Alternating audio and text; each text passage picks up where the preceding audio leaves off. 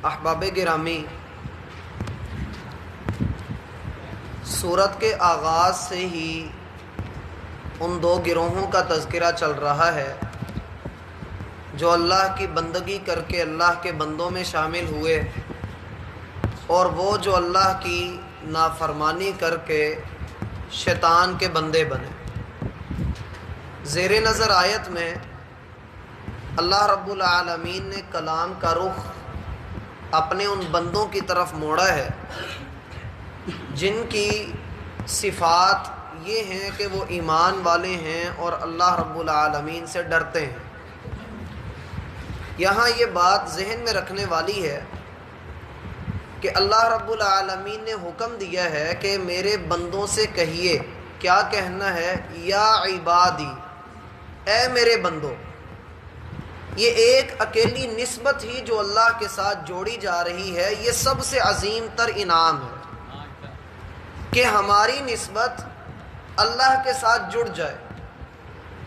دنیا کی ساری نسبتوں کو زوال ہے، ساری نسبتیں ان کو موت آ کر ختم کر دیتی، لیکن ایک دین کے ساتھ جڑی ہوئی نسبت اور اللہ کے ساتھ جڑا ہوا تعلق ایسا ہے جو بندے کے لیے ہمیشہ اللہ رب العالمین نے قائم رکھا ہے۔ اور یہ بات اللہ رب العالمین نے شیطان سے اس وقت بھی کہی تھی جب اس نے کہا تھا کہ فَبِعِزَّتِكَ لَأُغْوِيَنَّهُمْ أَجْمَعِينَ، مجھے تیری عزت کی قسم ہے، میں تیری اس مخلوق میں سے کسی کو بھی نہیں چھوڑوں گا، سبھی کو گمراہ کروں گا۔ لَأُغْوِيَنَّهُمْ، ان سب کو اغوا کر لوں گا اور تیری یاد سے غافل کر دوں گا۔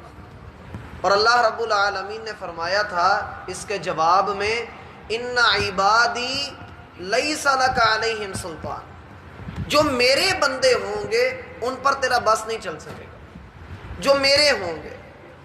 ہمیں یہاں یہ سوچنا ہے کہ جن لوگوں کے بارے میں اللہ رب العالمین یہ بات کر رہے ہیں، جن کو اللہ اپنا بندہ کہہ رہے ہیں، کیا ہم اللہ کے بندے ہیں بھی؟ میں کہوں کہ میں اللہ کا بندہ ہوں تو یہ میری بات ہے، اور رب ذوالجلال کہے کہ یہ میرا بندہ ہے تو یہ اس کی بات ہے، اور دونوں میں بڑا فرق ہے۔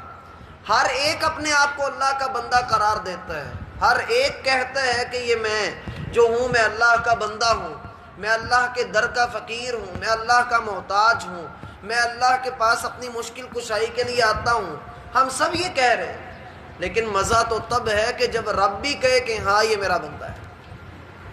اسی لیے سلف صالحین اللہ سے یہ دعا بھی کیا کرتے تھے، اللہم انی رضیت بک ربا، اے اللہ میں تیرے رب ہونے پہ راضی ہوں، فرض بی عبدا، اے اللہ تو میرے بندے ہونے پہ راضی ہو جا، اے اللہ تو مجھ سے اس بات پر راضی ہو جا کہ میں تیرا بندہ ہوں۔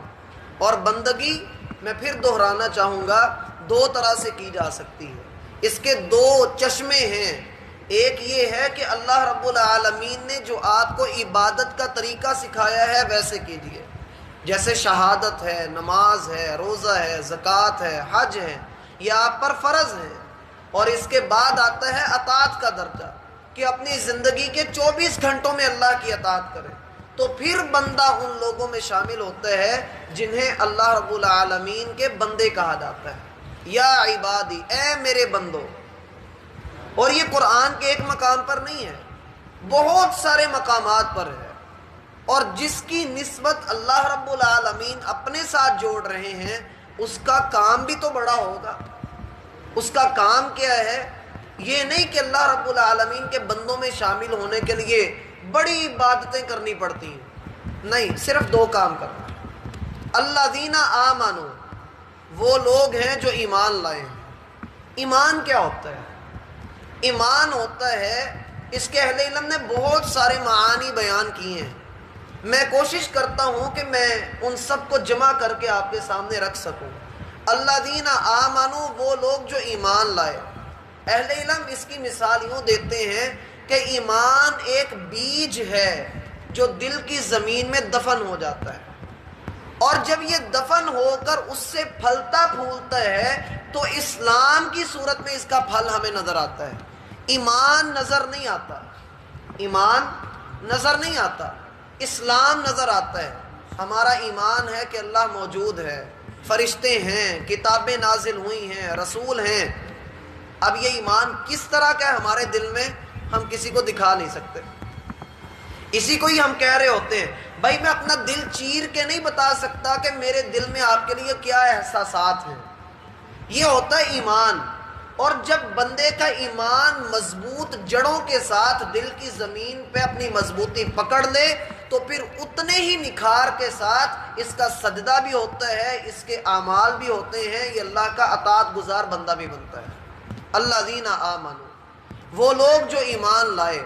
اللہ رب العالمین فرماتے ہیں والعصر، قسم ہے ہمیں وقت کی، ان الانسان لفی خسر، ہر انسان نقصان میں ہے، الا الذین آمنوا، سوائے ان لوگوں کے جو ایمان والے ہیں۔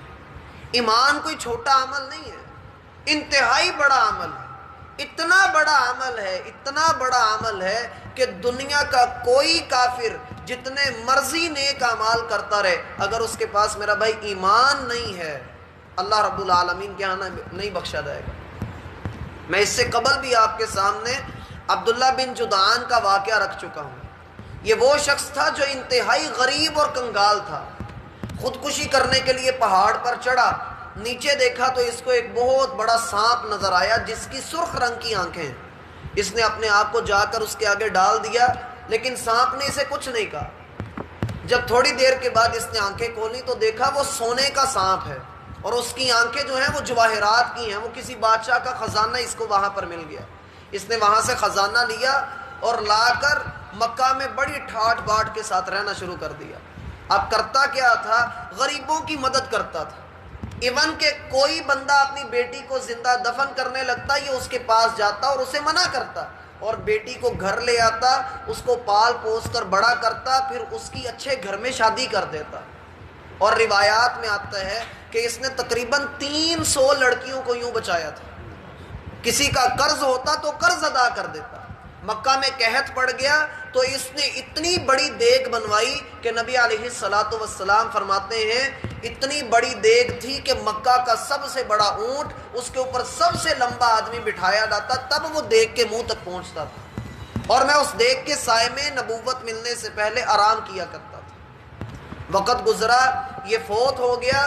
رسول اللہ صلی اللہ علیہ وسلم سے پوچھا گیا، اے اللہ کے رسول عبداللہ بن جدعان کہاں ہے؟ آپ علیہ الصلوۃ والسلام نے اللہ کے حکم سے جواب دیا، ہوا فی النار، جہنم میں۔ اے اللہ کے رسول کیوں؟ فرمایا اس نے زندگی میں ایک مرتبہ بھی نہیں کہا کہ اللہ تو ایک اکیلا وحدہ لا شریک ہے، میرا ایمان ہے کہ تو ایک اکیلا ہے، اور اس نے کبھی اللہ سے یہ بھی نہیں کہا تھا کہ اللہ تو مجھے معاف کر دے۔ اللہ نے اسے جہنم میں پھینکا ہے۔ حاتم طائی کے بارے میں سوال ہوا، اے اللہ کے رسول حاتم طائی جو اتنا مہمان نواز غریب نواز تھا وہ کدھر گیا؟ فرمایا وہ بھی جہنم میں۔ کیوں جہنم میں؟ اس نے ایک مرتبہ بھی اس نے اللہ رب العالمین کو ایک نہیں جانا، اس نے ایک مرتبہ بھی لا الہ الا اللہ نہیں کہا۔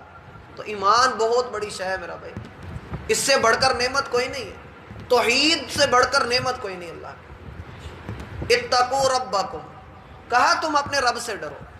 یا عباد الذین آمنوا، اے میرے بندو جو ایمان لا چکے ہو۔ اس سے یہ پتہ لگتا ہے اللہ کا بندہ وہی بن سکتا ہے جو حقیقی معنوں میں اللہ پر ایمان رکھتا ہے، اور اللہ پر ایمان کا ایک معنی یہ بھی ہے کہ بھروسہ بھی اسی پر کیا جائے۔ وَكَفَى بِاللَّهِ وَكِيلًا، بھروسے کے لائق اللہ ہی کافی ہے۔ بھروسہ کرنا ہے تو اللہ پہ کیجئے۔ ہم دنیا پہ بھروسہ کر کے بیٹھتے ہیں، ان پہ بھروسہ نہیں کیجئے، بلکہ اپنے رب پہ بھروسہ کیجئے، اور یقین کیجئے جو اللہ پر بھروسہ کرتا ہے، اللہ فرماتے ہیں وَمَن يَتَوَكَّلْ عَلَى اللَّهِ فَهُوَ حَسْبُهُ، جو اللہ پہ توکل کرتا ہے اللہ اس کو کفایت کر جاتا ہے۔ اتقوا ربکم، ڈرو اپنے پالنے والے سے، ڈرو اپنے رب سے۔ اے اللہ ہم کیوں تجھ سے ڈریں؟ کس وجہ سے ہم تجھ سے ڈریں؟ کیونکہ تو کہتا ہے میں غفور الرحیم ہوں، میں معاف کرنے والا ہوں، میں محبتوں والا رب ہوں۔ اے اللہ ہم کیسے تجھ سے ڈریں؟ ڈرنے کی کوئی تک تو ہونی چاہیے، کوئی مقصد ہونا چاہیے کہ ہم تجھ سے ڈر رہے ہیں۔ یہ ایسا ڈر ہے جو ایک محبوب اور محب کے درمیان ہوتا ہے، یہ وہ ڈر ہے۔ جیسے مثال کے طور پہ ہم اپنے گھروں میں جب ہم دیکھتے ہیں کہ بچہ کسی جائز چیز کی ضد لگا کر بیٹھا ہوا ہے تو ہم اپنے بچے کی محبت میں اس کو تھوڑا بہت دیکھتے ہیں کہ وہ اپنے نخرے دکھا رہا ہے، وہ یوں کر رہا ہے، وہ کر رہا ہے، تو ہم اس کے پاس ہونے کی کوشش کرتے ہیں، اور ہمیں ڈر ہوتا ہے کہیں یہ ضد زیادہ نہ کر لے، کہیں یہ ناراض نہ ہو جائے، کہیں یہ ایسے نہ ہو جائے۔ تو یہ رب کے ساتھ معاملہ ہے کہ یار دنیا میں کوئی کام کرنے لگا ہوں، کہیں اس سے میرا رب ناراض نہ ہو جائے، میری اس حرکت سے میرا رب ناراض نہ ہو جائے۔ اتقوا ربکم، معنی اس کا یہ ہے کہ اپنے رب کو ناراض کرنے سے ڈرو۔ وہ ناراض ہو جائے تو اس کو منانا بہت آسان ہے، لیکن اگر تم اسے زیادہ ناراض کر بیٹھو گے تو پھر یاد رکھنا وہ قوموں کو تباہ بھی کر دیتا ہے۔ اتقوا ربکم، اپنے رب کی ناراضگی سے ڈرو۔ یہ نہ ہو کہ تم اپنی زندگی میں، اپنی موج میں، اپنی من مستی میں تم اسے ناراض کر بیٹھو اور تمہیں احساس تک نہ ہو۔ یہ سوچ جس بندے کے اندر پیدا ہو جاتی ہے کہ میں نے اپنے رب کو ناراض کرنے سے ڈرنا، یقین مانی اللہ اس کے لیے نیکیوں کے راستے آسان کر دیتا ہے۔ جس کو یہ احساس ہو جائے کہ میری وجہ سے، میری کسی حرکت کی وجہ سے، کسی عمل کی وجہ سے اگر اللہ ناراض ہو گیا تو میرا کیا بنے گا۔ اس لیے اپنے رب کو ناراض کرنے سے ڈرتے رہنا چاہیے۔ اور یہاں یہ بات بھی ذہن میں رکھیے کہ اللہ سبحانہ و تعالی کا اگر یہ آپ ڈر اپنے دل میں رکھنا چاہتے ہیں تو 3 چیزیں لازم کریں۔ 3 چیزیں جس بندے میں آ جاتی ہیں، تقوی پورے اپنے لاؤ لشکر کے ساتھ تقوی اس کے دل میں سما جاتا ہے۔ 3 چیزیں لازم کریں۔ پہلی چیز یہ کہ ہمیشہ اللہ کا شکر ادا کریں۔ آپ جس حال میں بھی ہیں اللہ کا شکر ادا کریں، دل کی اتھاہ گہرائیوں سے اللہ کا شکر ادا کریں، کبھی اس کی ناشکری نہ کریں۔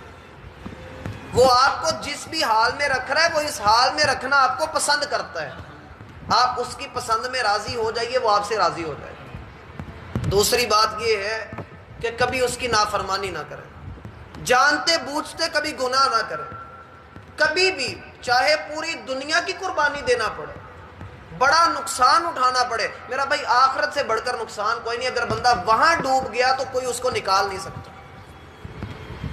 اور تیسری چیز یہ ہے کہ ہمیشہ اپنے رب کو یاد رکھیں کہ میں نے اس کو حساب دینا ہے، میں نے اس کے حضور پیش ہونا ہے۔